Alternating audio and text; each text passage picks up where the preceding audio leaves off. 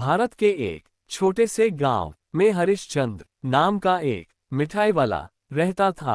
उसकी दुकान गांव के चौक पर थी और मिठाइयों की मिठास पूरे गांव में बसी रहती थी। लोग कहते हरिश्चंद्र की मिठाई में जादू है, मगर धीरे धीरे उसके दिल में लालच घर करने लगा।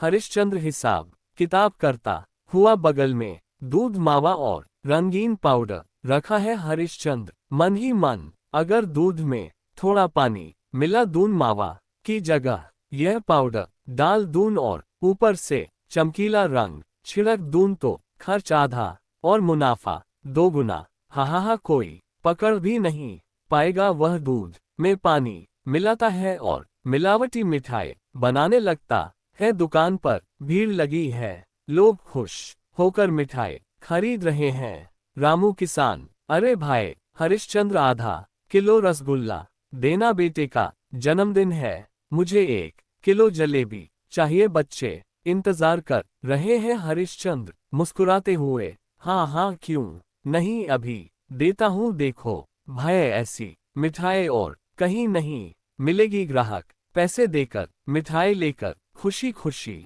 चले जाते हैं। बच्चे पेट पकड़कर कराह रहे हैं। माँ घबराए हुई, बच्चा, माँ आह मेरा पेट दर्द कर रहा है। माँ, हे भगवान, ये क्या हो गया? गांव का वैद्य सबकी जांच करता है। वैद्य जी, ये सब मिलावटी मिठाई का असर है, मिठाई में जहर मिला है। गांव वाले चौंकते हैं और सब हरिश्चंद्र की दुकान की ओर दौड़ते हैं। गांव वालों का गुस्सा, दुकान के सामने भीड़। रामू किसान गुस्से से, हरिश्चंद्र, तेरी मिठाई खाकर हमारे बच्चे बीमार पड़ गए। सच सच बता, तूने मिलावट की थी? हरिश्चंद्र घबराकर, ना नहीं, मैंने कुछ नहीं। भीड़ में से एक आदमी पीछे के डिब्बे से पानी मिला दूध और पाउडर निकालकर दिखाता है। भीड़ एक साथ चिल्लाती है, धोखेबाज, लालची मिठाई वाला।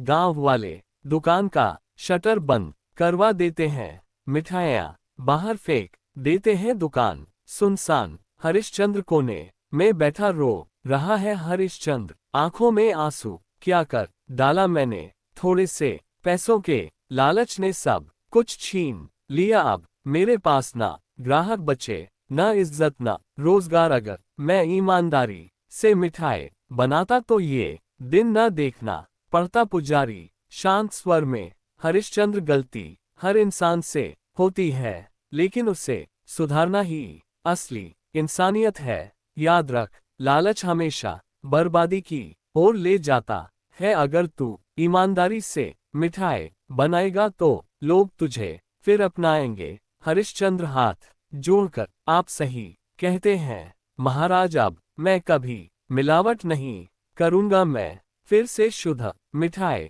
बनाऊंगा और सबका विश्वास जीतूंगा। हरिश्चंद्र अच्छे दूध, घी और मावे से मिठाई बना रहा है, बच्चों को मुफ्त बांट रहा है। हरिश्चंद्र गांव वालों के सामने हाथ जोड़कर, भाइयों बहनों, मैंने आप सबका विश्वास तोड़ा था, मुझसे बहुत बड़ी गलती हुई, कृपया मुझे माफ कर दो। अब से मैं सिर्फ शुद्ध मिठाई ही बनाऊंगा। गांव वाले पहले चुप रहते हैं, फिर बुजुर्ग बोलता है, बुजुर्ग, अगर तू सुधरना चाहता है तो हम तुझे एक मौका देंगे। दुकान पर भीड़, लोग फिर से मिठाई खरीदते हैं। बच्चे खुश होकर खाते हैं, बच्चा खुश होकर, वाह, अब की बार तो मिठाई और भी स्वादिष्ट है। गांव वाले, सही कहा, अब हरिश्चंद्र सचमुच बदल गया है। हरिश्चंद्र संतोष से मुस्कुराता है। लालच इंसान